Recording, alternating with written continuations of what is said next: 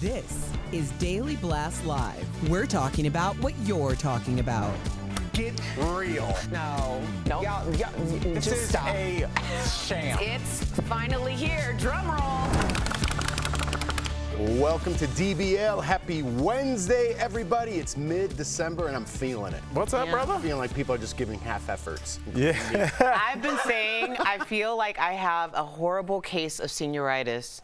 Like, it's just a couple of weeks before graduation, and I'm like, let's just call it a thing. I don't get this. I was is thinking the the other fun senior, time. and I'm like, where is this going? Me too. I was like, senior citizen. No, yeah. I know what you mean. And even like when I put on my, like nothing's, I put on my makeup the last 2 weeks, and I'm like, I don't even look good. Yeah, you look great. Thanks, but you know That's what I only mean? in December? I mean, you just teed that up for him. I mean, it was like, there. I It was did, it was low-hanging there. fruit. Dude, I just don't feel it. I don't know. I feel pale. I feel itchy. I love this The time of sun's year. not out a lot in Yeah. winter time? Yeah. Traditionally? Yeah, it's just a cold, pale feeling. Wow. All right. I was just giving half effort. You're like, Sorry. I'll give some. I feel better about myself now. It was for you. It was a gift. Thanks. All right, let's get to some stories and feel better about everything.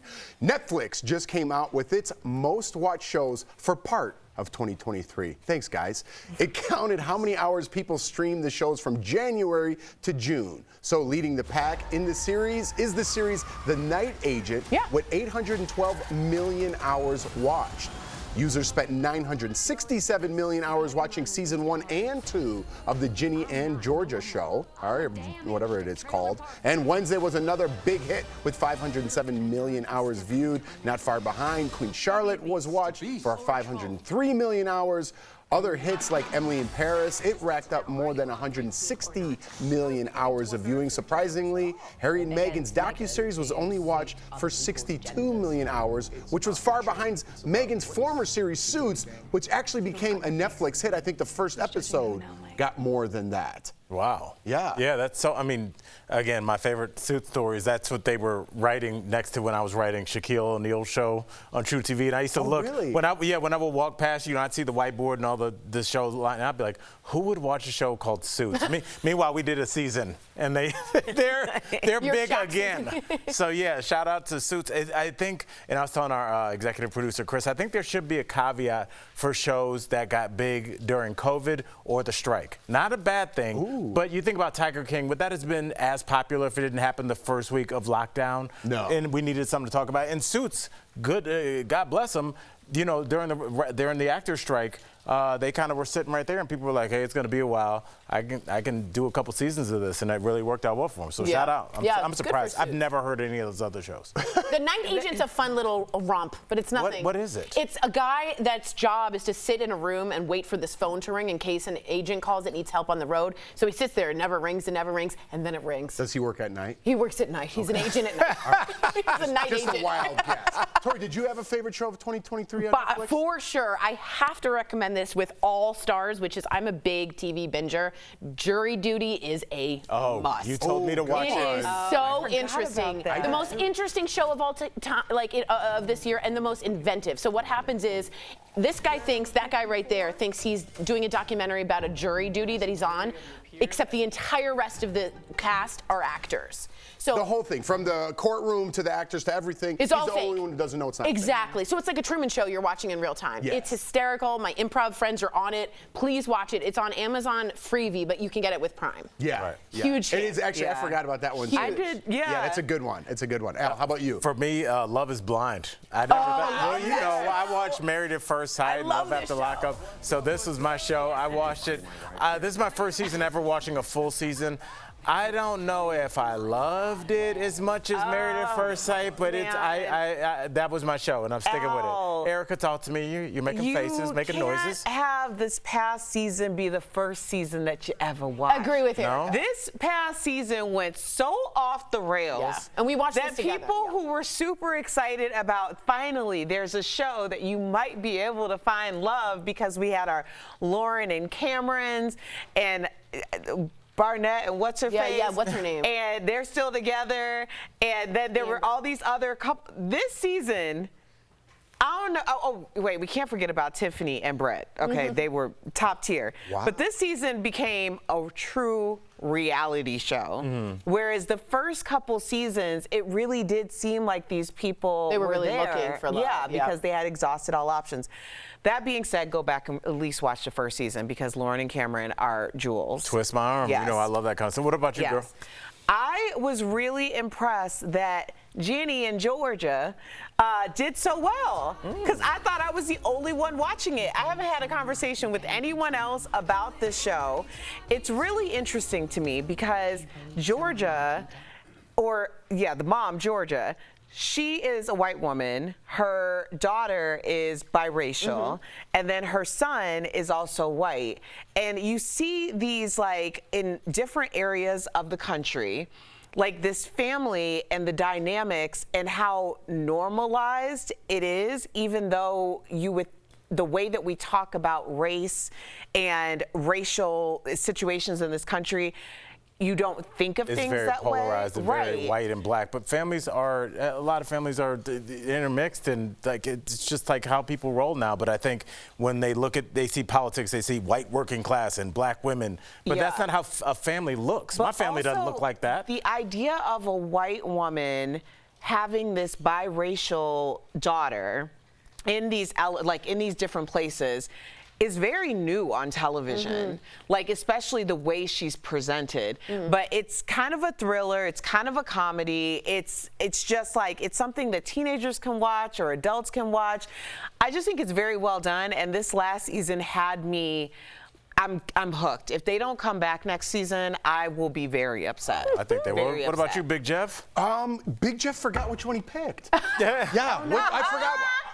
Oh, here, put it on. Oh, Painkiller. Oh, Painkillers, that's right. You know what, you threw me off because I missed the assignment. I thought we had to pick a Netflix show. Yeah, I was like, Netflix because I would have picked like Bravo. I would have picked like Vanderpump Rules. It was crazy. Of course. But yes, to be serious, that was a great show. What's it about? Painkillers? Yeah, is it about the opioids? Oh, it's all about the opioids. Oh, wow. And I mean, how much we hated that industry, right? And now all of a sudden then we go through the vaccine and everybody loves Pfizer and everyone's like, yeah, they gave us the vaccine. And 70% of commercials now are all from the pharmaceutical industry. So I just think it's very telling. It's almost like Don't Look Up, because it's right there for you. The pharmaceutical industry isn't what you think it is, and it's a money grab, and we're coming out with all these new vaccines and shots for losing weight, but we're not worried about any side effects of anything. And this shows how damaging that was to our country and the world. Well, it's a strange relationship we have, because it's America, capitalism, Big Pharma's relationship to capitalism, and their image with America and how far they're allowed to push it. And who's going to check me, boo? If they do something out of line, who can go after Big Pharma? They can buy your world. It's just, not to stick on this, but it's like they make $12 billion and they get sued for $5 billion for the wrongdoings and death. They're still turning a $7 billion profit. Wow. And we're just like, oh, they got theirs. Yeah, they sure did. Wow. They sure did. I changed that whole story around. Coming up on DBL, our interview with Shark Tank's Robert Herjavec. Is there a product he passed on that he regrets, and Oprah admits to taking a weight loss drug after previously saying she wouldn't? Oh, we're talking about it next.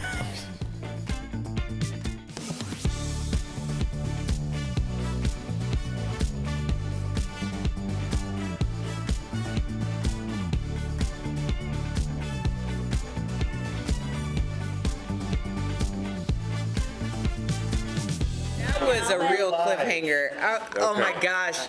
Okay, so Erica, Ginny, and Georgia. Oh, jury duty, by the way, is up for, I think, four or five Are you not a Emmys. Netflix person? I thought. I'm a huge Netflix person, and the problem is that I looked at a bunch of Netflixes, and I did like Last of Us. I thought that was, that's HBO, isn't it, or Showtime? Yeah. A lot of my picks were like HBO or Showtime. I think that might Okay. Yeah, but it's the guys that did The Office, in case you didn't know. Gene Stupid Lipinski. And if you watch, I don't want to give it away, but there's hidden cameras everywhere. And this poor guy, Ronald, who's just a real dude, again, he just thinks he's on jury duty. And James Marsden, the actor, happens to be on it with him.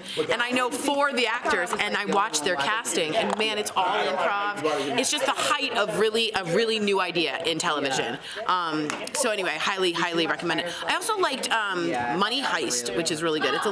Yeah, that's a great one. Have you heard of it? I've heard of it. It's a Spanish bank robbing TV series. I think it's like 6 seasons, but it's for justice, like Robin Hood, and they dress in the red suits.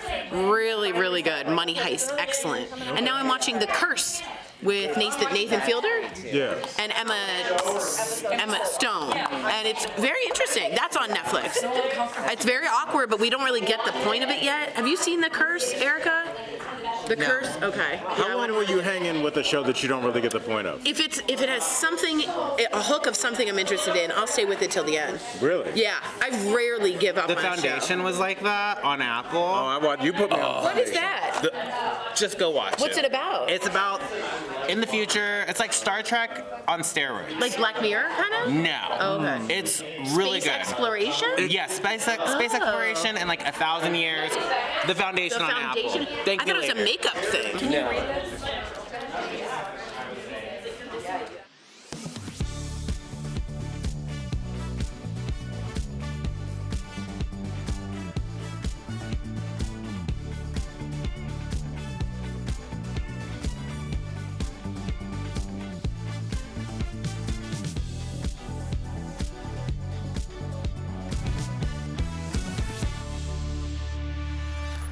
Welcome back to DBL. Got eerily quiet. So quiet. Isn't it? It was the so moon quiet. Tori quiet. put her bracelet on the desk and I heard it. Yeah, why did it get so quiet? Because we have an Oprah story. That's why. And also, I always know when my kids use my phone because it's just full of like M&Ms and stuff. It's gross.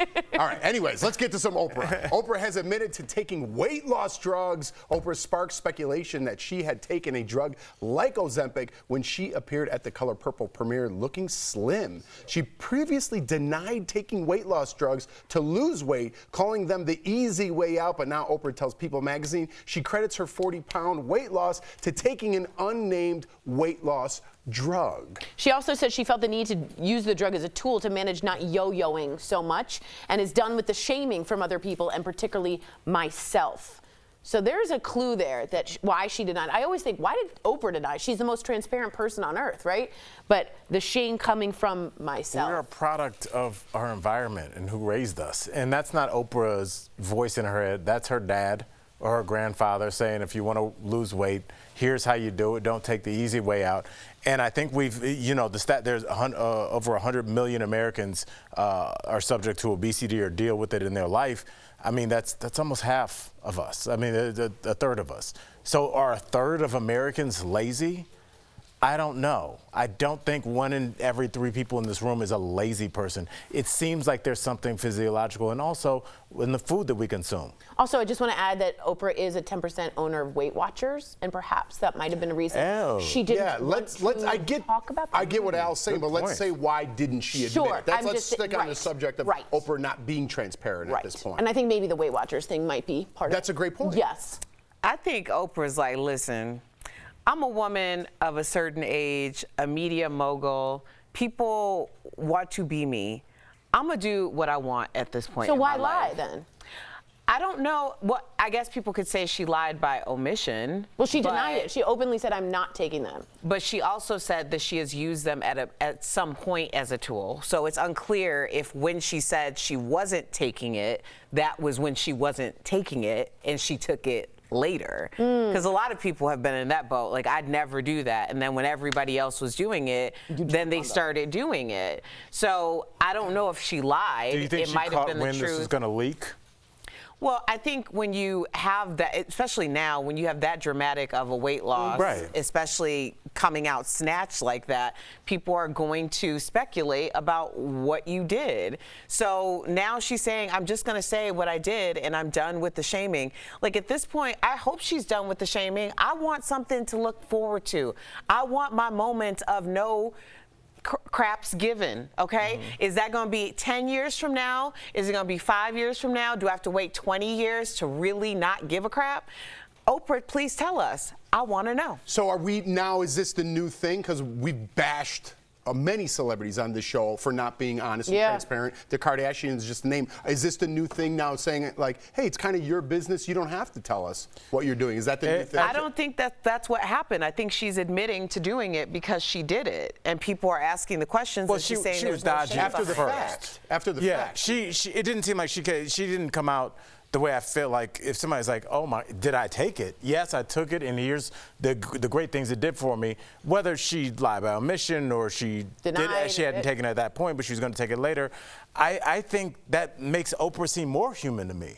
That we are all subject, no matter how much money. I'm not giving her a pass. I'm just saying that we are all subject to scrutiny and not feeling like you didn't walk it like you talk it. And I think that's how she felt. Here's the thing, though, that I think we're kind of missing in this conversation. Let's say you are deciding to take one of these shots.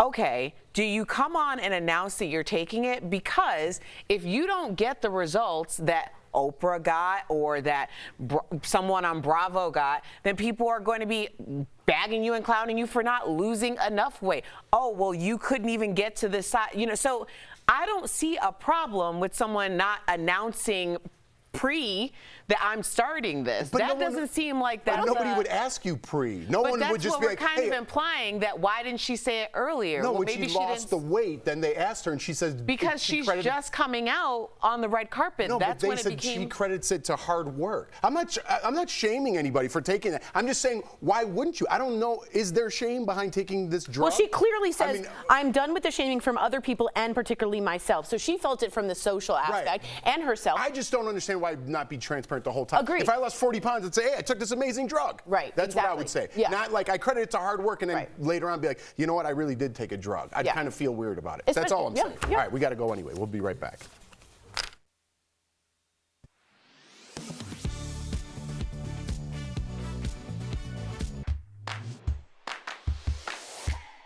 Walking outside to a car covered in ice or snow usually means putting on some gloves, pulling out your trusty ice scraper, and taking time to clear the mess, so you don't put other cars at risk, like this guy.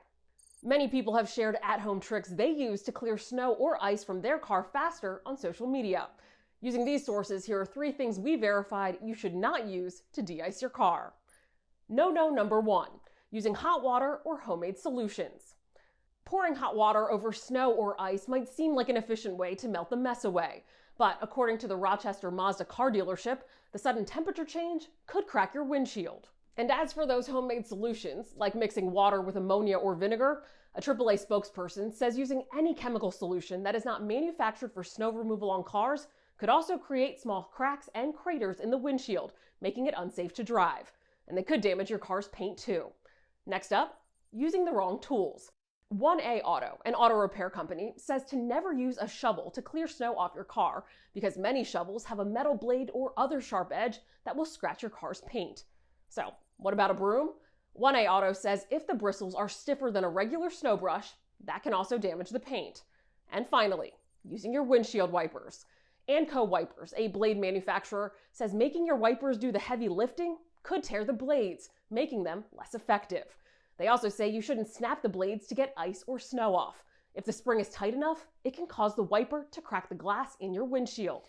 So, now that you know what not to do yourself a favor and find your ice scraper or snow brush before a storm hits. And be kind to your wipers. Use your defrosters to melt ice away on your windshield. With your Verify, I'm Ariande Till.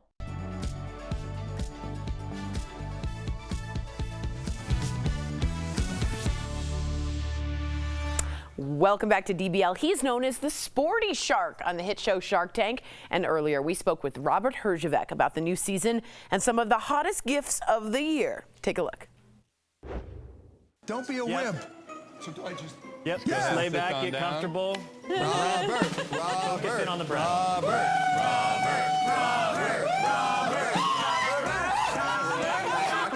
Slow breath, Robert. There you go. Please welcome to the show, Robert Herjavec. Hey guys, thanks for having me. They like to call me the Sporty Shark, I think. That was a real reaction. I know what it's like getting those things. But let's get to it, Robert. You're known as the fun shark because you're willing to invest in more active products, right? So how has that persona, has that ever backfired for you on Shark Tank? No, in fact, it's the opposite. When I started doing the show, I'm a big tech guy. I started investing only in stuff I knew, big tech companies and so on. But the power of Shark Tank is consumers. The business of America is consumerism. People watch our show, they see a product, and they buy it right away. Think about that. The show runs in 56 countries. Dang. Nowhere else in the world does that happen. Wow. All right, I have a question. All investors have what they call the white whale, right? What's a product from the show you regret not going in on? Do you think about it at night, Robert? I don't think there's any product from the show I regret, but I regret not knowing Mark Cuban in 2000 when he bought the Mavericks for $285 million and not cutting me a piece of that. I regret. That's a very good point. That's fair. That's fair. Totally Now, fair. when you got your first job in the tech industry, you worked for free for 6 months. So what made you want to take that kind of risk, and how did you survive? How many ramen noodles? Yes. Lots of ramen. You know, it's funny. We were pretty poor when I was growing up, and I have a classical English literature degree, and I had no idea what I wanted to be. I wanted to be an FBI agent. I wanted to be a film producer. I wanted to be an actor. I wanted to be everything. And I just fell into this interview for a tech job, and I had this epiphany that if I didn't get this job, my life would be over. So I just, in this incredible moment of bravado, I just talked them into hiring me, and they didn't have the budget, so I worked for free. And fortunately, I've stayed in tech my whole life, so it's worked out. Hustle and kismet. Fortunate is the word. But took a lot of sacrifice and hustle. We wanted to get your take on some of the top gifts of the year, and we need you to tell us if you think we should all be spending the money on these or skip it and save. So up first, Robert, $25 for pillow slippers. Spend or save? Spend, absolutely. Who doesn't need a good pair of slippers? Spend, got it. How about an electric pizza oven for $900? Oh my God, I could not love pizza ovens more. My 5.5-year-old son, I have twins, we love this thing. Pizza is a staple in the Herjavec household. Oh, good way to get veggies. Okay. Veggies. Pizza? Absolutely not. It's a pizza oven. I know, but you No, can we put a lot of understand the veggies concept. on the pizza. All right, Robert, what about an ice cream maker for $250? What do you think, Robert? I mean, you are asking a shark, so it's all relative, right? My general tendency is to say spend on everything. Yeah, I probably would pass on that one, save on that one. That's a good way to get vegetables. And just a note to our producers, next time lead with the pizza oven question. You had a reaction to that. I love that. He's an investor. Oh, yeah, for sure. All right, well, I have to ask you because, you know, as Americans, we're always shown, get into business, start your own business. And over 4 million new businesses are created every year. But we never get any tips. So can you give our viewers some tips on how to start one and even maybe some incentive if they're kind of scared to start one? Yeah, it's a great question. You know, the greatest businesses that we've come across are not so much people that wanted to start a business, but people that found a problem. Instead of thinking about how to start a business, find a problem, solve a problem, the business will come out of that. I love it. I love it, Robert. We love when you join us. Thank you so much. DBL Nation, see Robert on Shark Tank Fridays on ABC and streaming now on Hulu. Thank you again. Happy holidays. Congrats with everything, Robert. We'll be right back. Mazel on the twins. Thank you, pizza oven.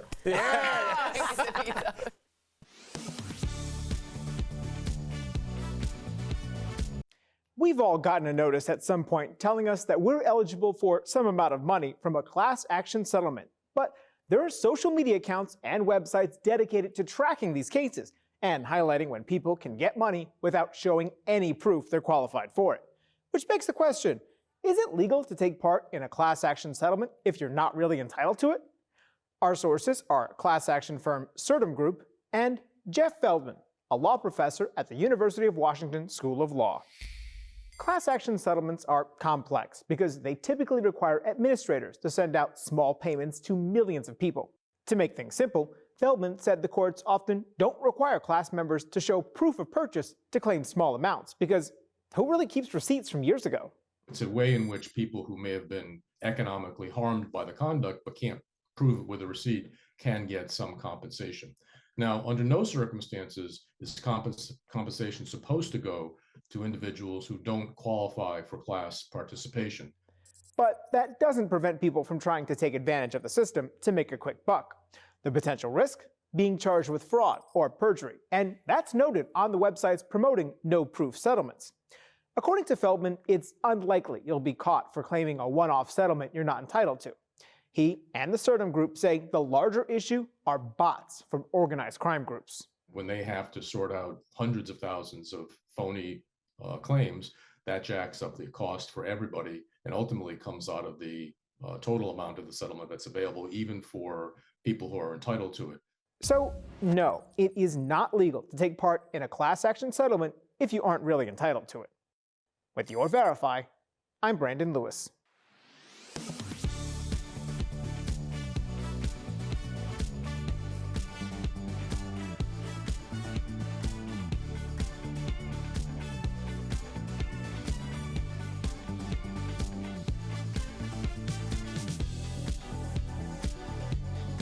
No one enjoys paying airline baggage fees, so some viral TikToks and YouTubes show some of the extreme lengths people are going to avoid them.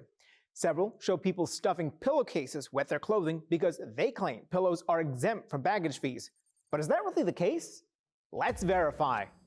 Are pillows always exempt from bag limits? Our sources are baggage policies at major U.S. airlines and the Transportation Security Administration. We checked policies at the nation's 11 largest airlines, and only Alaska Airlines has one that allows you to bring on a pillow without it counting against your bag limit. Spirit Airlines has a written policy that says you can only bring a pillow on board if it fits completely in your personal item bag, meaning this hack won't work. The other 9 airlines don't have a published policy specifically for pillows, although Southwest told a customer on X that, similar to Spirit, pillows need to fit inside of your bag. A Sun Country spokesperson explained that, in practice, the gate agent will make the final decision, adding, "I'd encourage customers to use their best judgment." So, no, pillows are not always exempt from bag limits. It depends on the airline's policy and gate agents to enforce the policies. With your Verify, I'm Brandon Lewis.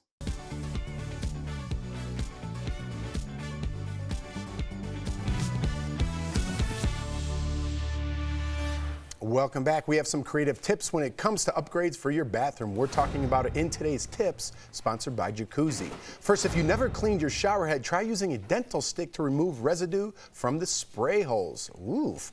Or how about mounting 2 large kitchen handles vertically to create a chic wall rack? I like that. And get off your knees. It's much easier to stick your shower mat to your shower wall to clean. Look at that trick. If you want to start your remodel, Jacuzzi can help you do it the right way with a spa-like experience. Jacuzzi offers an unmatched, stress-free remodeling process. Visit JacuzziBathRemodel.com or call 800-990-6834. Got to spray those shower down. What were you going to? You know, another one is if you take your shower head and you put it in a plastic bag full of vinegar and some water and some salt, it really cleans it. Wow, we're out of time. Good story.